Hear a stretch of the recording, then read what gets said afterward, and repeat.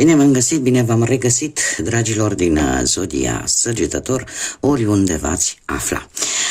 Suntem din nou împreună la o nouă lectură, lectura generală pentru luna octombrie a acestui an 2025, așa că toți cei care aveți soarele, luna, Venus, ascendentul sau oricare alt aspect astral important pentru voi din harta voastră natală și care are legătură cu Zodia Săgetătorului, atunci această lectură este de asemenea și pentru voi.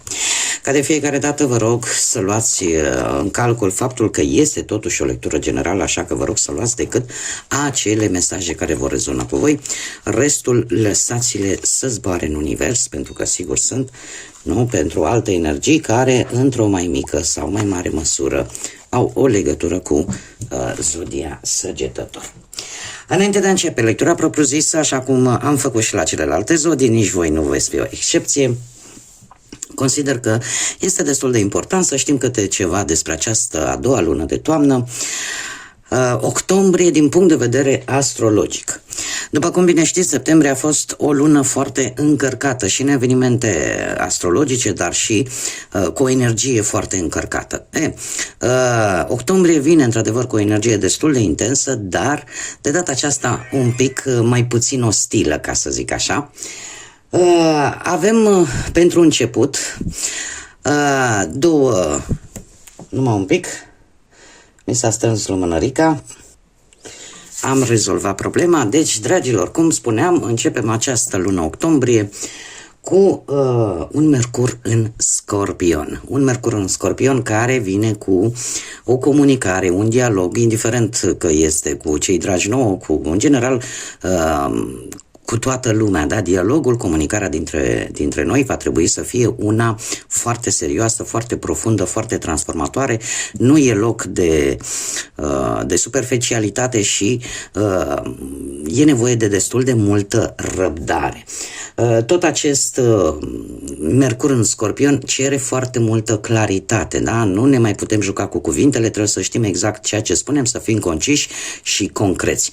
De asemenea, avem o lună plină în Berbec. O lună plină în Berbec care, pe 7 octombrie, care vine cu foarte multă inițiativă, cu dorința de a începe lucruri noi, dar de asemenea vine și cu acea dorință de a exprima ce opinie avem, ce credințe avem, ce ne dorim, dar, mare atenție, într-o formă inteligentă. Da? Cumva această lună este o lună intensă, dar serioasă oarecum, chiar dacă, așa cum am mai spus, nu este foarte ostilă.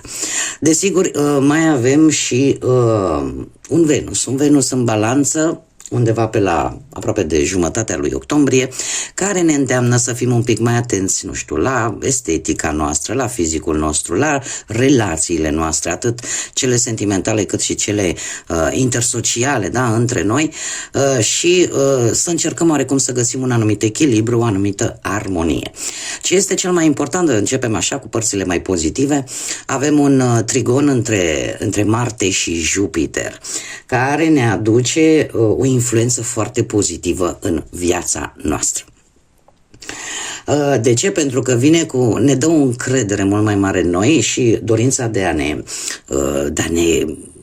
cum să spunem, ne extinde, da? De a crește, dar, desigur, cu o gândire mult mai strategică. Da? Marte se impune și spune, domne, trebuie gândit înțelept, trebuie gândit strategic, nu făcut la întâmplare. Sunt șanse mari ca undeva aproape de sfârșitul octombrie să începem cumva să găsim soluții la niște probleme destul de complexe, destul de dificile.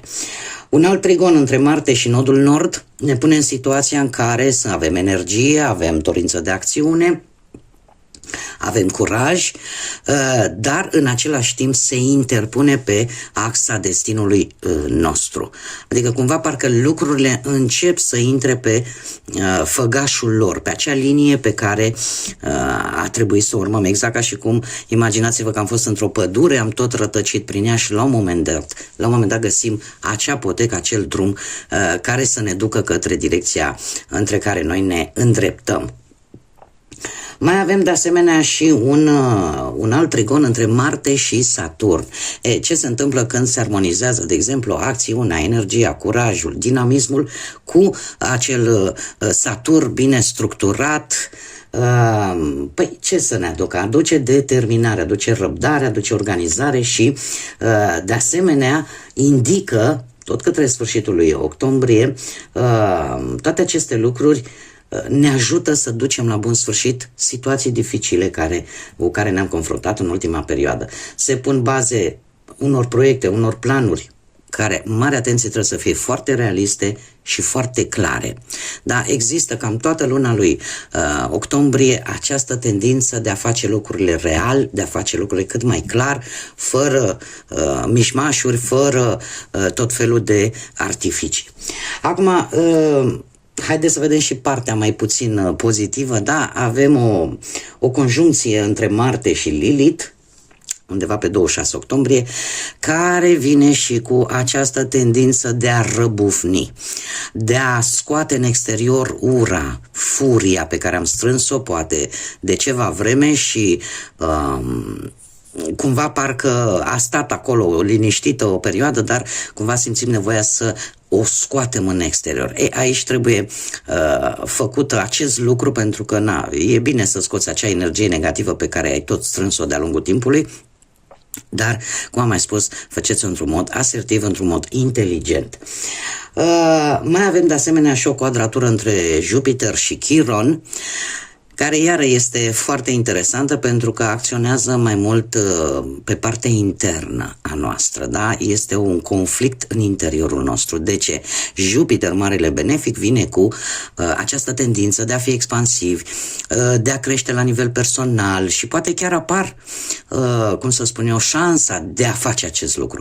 Dar pe de altă parte, Chiron vine și spune, știi, ai lucruri nerezolvate, că sunt ele situații pe care le-ați lăsat în aer sau pe care le-ați tot amânat, sau fie că sunt răni pe care nu le-ați vindecat la momentul respectiv, sunt mari șanse ca, începând probabil cu 23 octombrie, să înceapă să apară în viața voastră vechi răni, vechi situații care, vreți, nu vreți, pentru a putea crește, trebuie să le rezolvați. E ca și cum universul îți spune, nu mai poți să amâni, trebuie să rezolvi aceste probleme și să vindeci aceste răni. Desigur, ar mai fi să menține Pluton în Vărsător, așa cum am vorbit încă de anul trecut și chiar și la începutul anului, acest Pluton în Vărsător, care va sta acolo o perioadă destul de lungă de timp, chiar vreo 20 de ani, și care în permanență, după cum bine vedem și viața ne demonstrează, că vine cu o restructurare radicală, atât în structurile sociale, cât și în tehnologie, da? Și e considerat de către mulți astrologi cel mai important tranzit al secolului. Pe lângă lucrul acesta avem și un nodul nord în Pești, care ne vorbește tare mult de conexiuni cu ajutorul intuiției, ne vorbește de compasiune, ne vorbește de căutarea unui echilibru între material și spiritual și, de asemenea, ne vorbește de o creștere spirituală, da? Când e vorba de credințe, când e vorba de tot ceea ce este pe partea asta a spiritualității.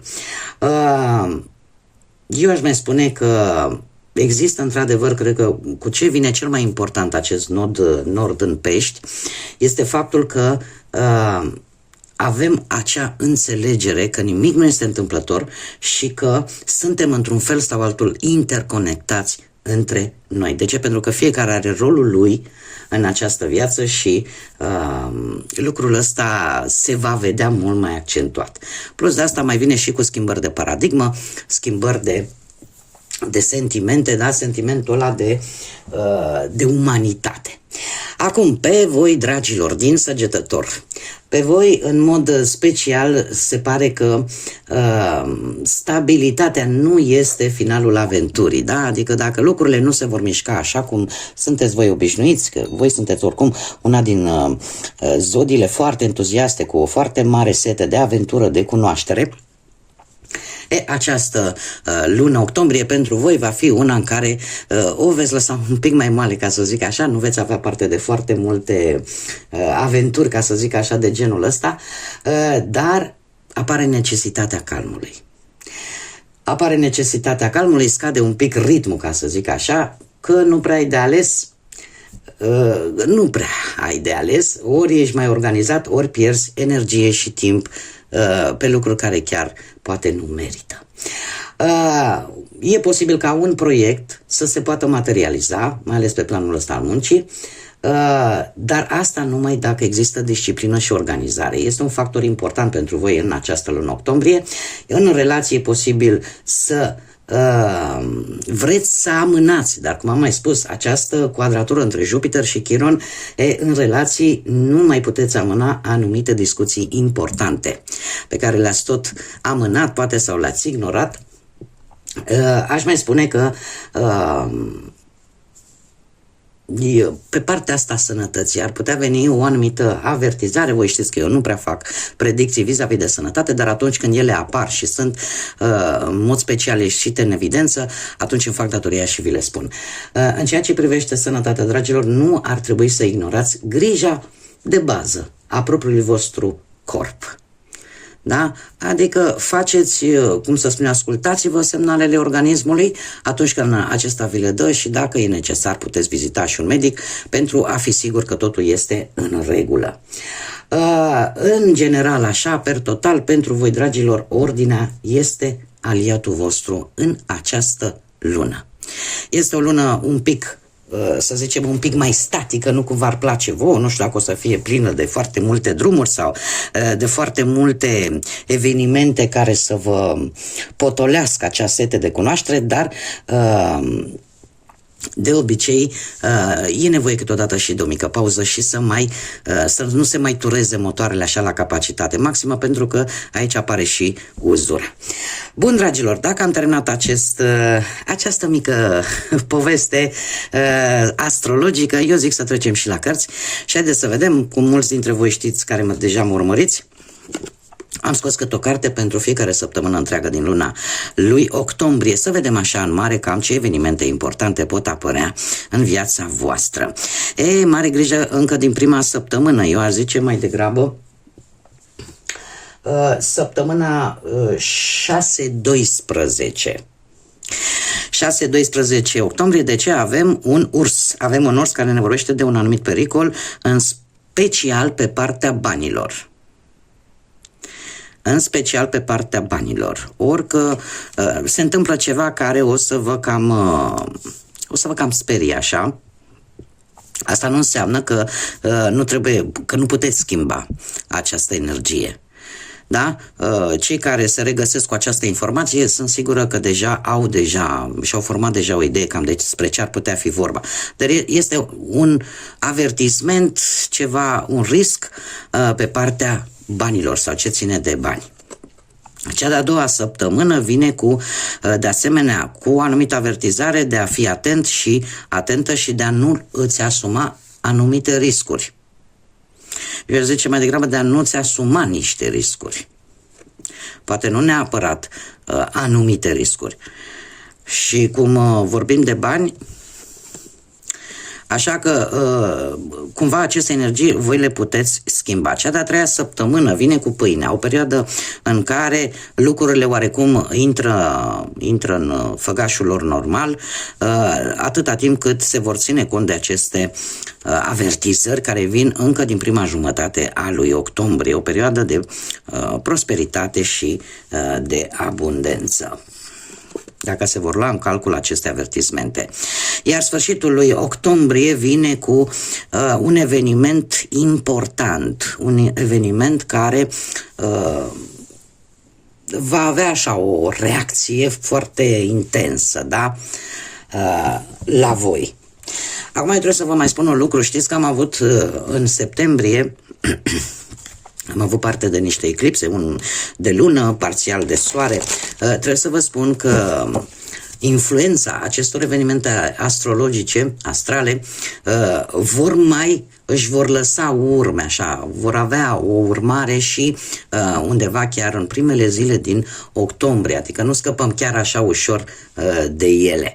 Așa că e posibil ca și prima jumătate a lui octombrie să fie cumva influențată și de aspectele astrale destul de importante cu care am avut de-a face în septembrie. Haideți să vedem, sunteți un pic încurcați, se pare. Haideți să vedem ce ne spune tarotul, ce vine pentru dragii mei din Săgetător în luna lui octombrie. Atât pe plan profesional, material sau sentimental. Ei, dar nu vrei tu. Am aici zodii de apă, Rac, Pești sau Scorpion.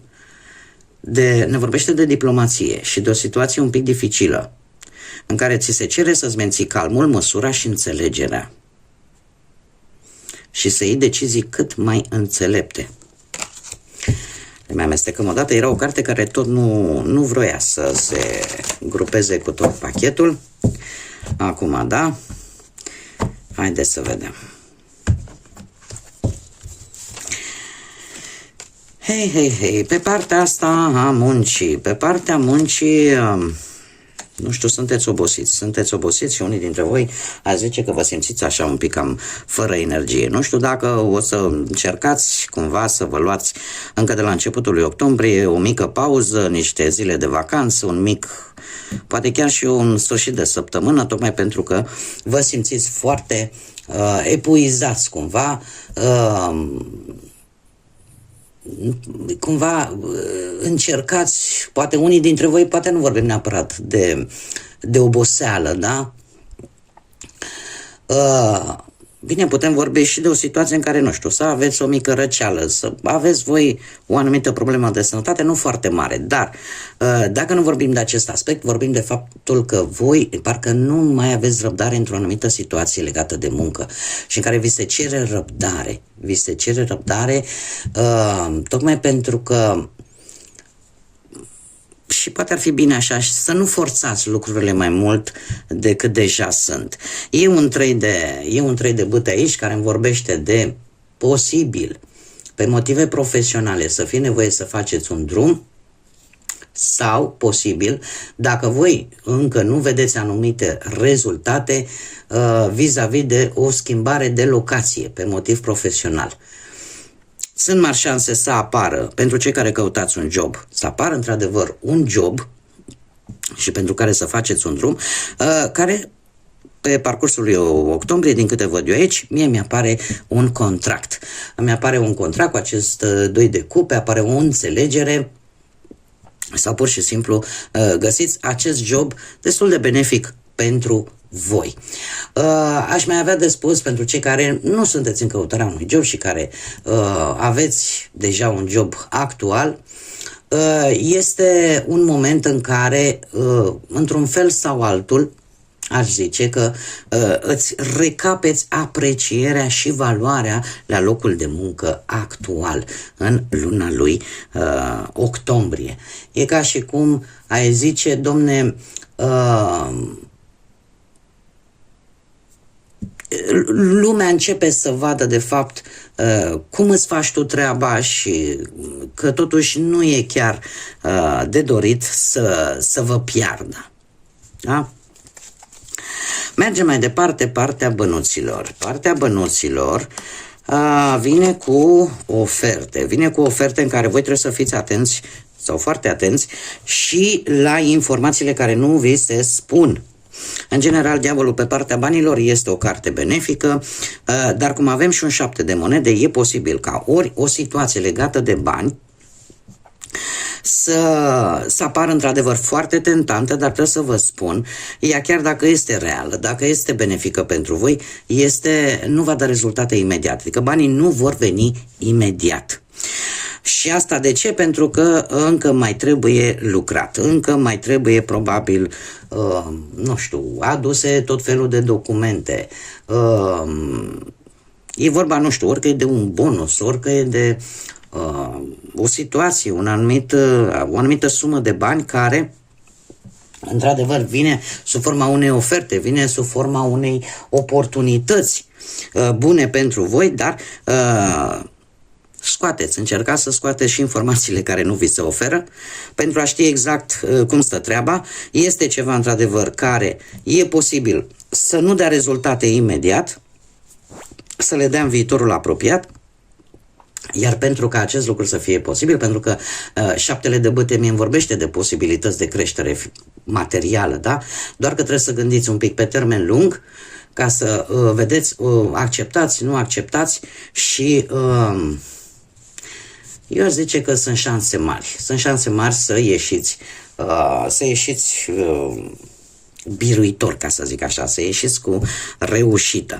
Încă un lucru important, dacă această ofertă, dacă această sumă de bani, cumva, voi veți vrea, nu știu, să o împărțiți pentru a mulțumi și alte persoane din jurul vostru, trebuie să vă obișnuiți cu ideea că nu puteți mulțumi pe toată lumea, indiferent cât de mult v-ați dori, așa că ideal ar fi să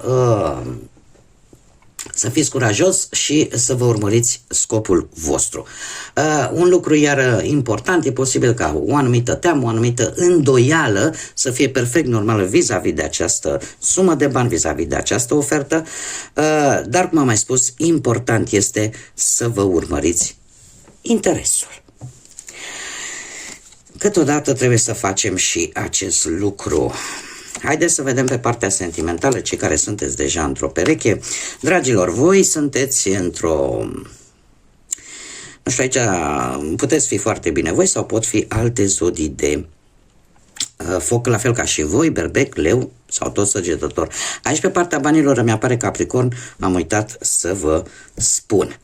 Revenind la viața sentimentală, cei care sunteți într-o pereche, dragilor, voi sunteți într-un moment în care sunteți foarte, cum să zic eu, foarte conștienți cum ar trebui să decurgă lucrurile în relația voastră, ca totul să funcționeze, ca totul să fie bine. Ce este foarte interesant, avem acest rege de bâte care îmi spune că sunteți într-o perioadă, cel puțin luna lui octombrie, chiar dacă poate, nu știu, nu o să faceți voi prea multe călătorii, dar faceți lucruri împreună. E o perioadă destul de stabilă, destul de liniștită și chiar și pentru cei care poate nu au o situație tocmai ok în relație, este un moment tare bun să lucrați împreună pentru relația voastră, dar pe general așa se pare că lucrurile sunt destul de stabile. Faptul că se repetă cifra 2, asta îmi vorbește de acea tendință, acea dependență de a nu face nimic singurei. Da? Simțiți voi așa mai tare, parcă n-ați sta fără cel drag, parcă ați face lucruri împreună, așa cum bine am văzut. Iar lucrul acesta este cumva, întărește și mai mult și stabilizează și mai mult relația. Revenind la acest 2 de monede, e posibil ca unii dintre voi undeva pe la sfârșitul lui octombrie să nu prea ai timp, să petreci sau să petreci foarte mult timp cu perechea ta. Și lucrul ăsta te face cu atât mai aprig să cauți acel echilibru, să încerci să faci, să împaci cumva partea, nu știu, a muncii cu relația ta, pentru că există această necesitate de a petrece cât mai mult timp cu cel de lângă tine, cu cel drag. Mergem mai departe și haideți să vedem cei singurei. Cei singurei sunteți singurei, dar să știți că lucrurile se vor schimba. Lucrurile se vor schimba către sfârșitul lui octombrie într-o manieră destul de, nu neapărat dură, dar bruscă. Avem zodia Fecioară aici, poate rezonează cu careva dintre voi, dar în acest moment sunteți puși în situația în care cineva posibil să vă caute. Să vă caute, nu știu, cineva din trecutul vostru, cineva cu care voi ați mai avut vreo relație. Apare așa pe nepusă masă vreun fost, vreo fostă și în ideea de, domne, hai să reaprindem relația. Problema este că la voi, din ce mi arată mie cărțile, Există o sărăcie de sentimente vis-a-vis de acest aspect. E ca și cum ai zice, domne, dacă n-am mers prima oară, de ce ar merge a doua oară? Acești 5 de monede îmi spune că e posibil ori voi să fi pus ochii pe altcineva, da? Care într-un fel sau altul, ori că nu vă răspunde la mesaje, ori că vă dă un pic vă pune niște semne de întrebare și atunci stați un pic și judecați și ziceți, dom'le, ce fac? Pierd timpul cu cineva care nu are niciun interes vis-a-vis de mine? Sau poate accepți această reconciliere. Ce este foarte interesant este că avem roata destinului sau roata norocului, mă rog cum se mai spune, care vine cu ceva surprinzător și uite, pentru că de obicei roata destinului anunță venirea, dar nu ne spune exact cu ce vine. Ce să vedeți? Vine cu un paș de cupe. Vine cu un paș de cupe, nu știu dacă are legătură poate cu zodiile de apă, Rac, Pești sau Scorpion, dar este cineva ori cu o energie foarte tânără, ori cu cineva mai tânăr decât voi, o energie mai tânără decât voi, este cineva foarte îndrăgostit, cineva care de obicei e ca o veste bună care vine pentru voi și care anunță o nouă relație. O nouă relație și lucrul ăsta vă poate scoate așa ușor din toată această însingurare și din toată această stare de fapt. Dar vine într-un mod în care voi vă așteptați mai puțin. Da? Vine așa, pe nepusă masă, o surpriză. Tocmai de aceea, și v-am mai spus, către sfârșitul octombrie am văzut chiar și cu oracolul ceștii de cafea, care anunță un eveniment care te va surprinde. Haideți să vedem acum ce inițiale de nume, prenume de persoane, nu știu, poate inițiale de porecle, de pseudonim, de persoane cu care voi veți interacționa și care vor avea o anumită importanță de-a lungul lui octombrie. Haideți să vedem care sunt aceste inițiale și vom descoperi, desigur, și cam ce zodii ar predomina. Uitați așa, l-au cam sucit. Avem litera I, litera P, litera V, litera T, W, Q, S și litera N. Ca și zodii putem vorbi de zodii de apă, Rac, Pești, Scorpion. Avem de asemenea zodii de foc, Berbec, Leu, Săgetător și, desigur, cam asta ar fi ordinea, zodii de aer, Gemeni, Balanță, Vărsător. Mai puțin, am decât o carte, zodii de pământ, Taur, Fecioară sau Capricorn. Da, știți cum e, mai puțin, dar nu deloc. Haideți să vedem acum și care este surpriza lunii octombrie pentru voi, dragilor din Săgetător. Care este surpriza zodiei Săgetător pentru luna octombrie?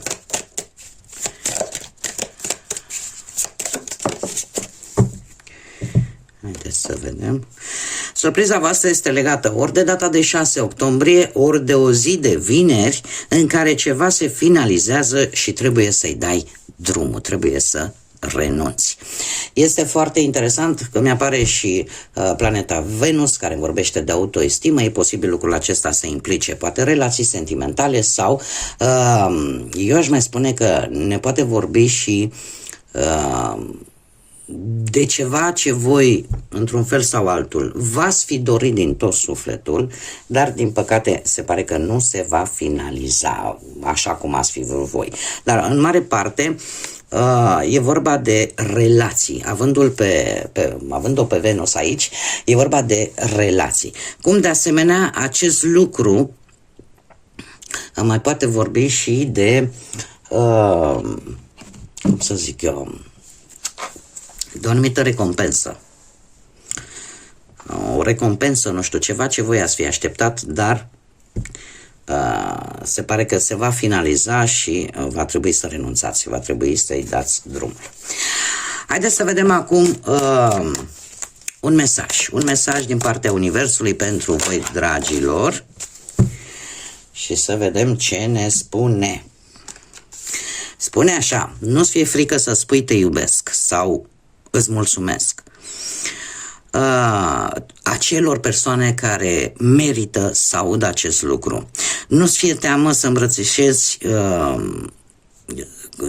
să nu-ți fie teamă să te simți rușinat, rușinată sau de felul în care tu apari, da? De aparența ta, cum ești tu. Niciodată nu vei regreta că ai spus din suflet, din inimă te iubesc sau un mesaj de apreciere, cum niciodată nu vei regreta că nu l-ai spus.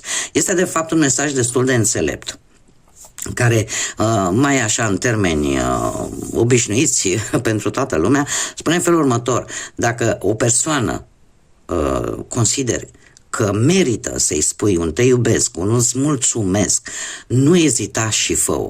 Așa cum, chiar dacă asta poate simți că te faci cumva de rușine dacă o spui, sau simți o jenă, sau simți că apare așa un pic silly, știi? Nu trebuie să te simți în felul ăsta. Atâta timp și eu, adevărul că pe aceeași premisă merg și eu le spun copiilor mei și tuturor celor care simt nevoia, simt eu că asta trebuie să le spun în momentul ăla, pentru că asta simt, asta dă dovadă de sinceritate și de o empatie, este un îndemn de a face ceea ce simțim, da? Decât să spunem unor persoane care chiar nu merită poate iubirea noastră, care chiar nu merită poate mulțumirile noastre.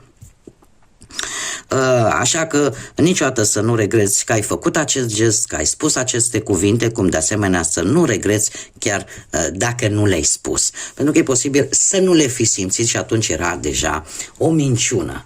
Cam ceva de genul ăsta, asta ar fi mesajul Universului pentru voi. Dragilor, cam atât am avut pentru voi, pentru această lună octombrie, așa în general. O să mai vedem ce se întâmplă pe parcurs, săptămână cu săptămână, dar până atunci eu vă doresc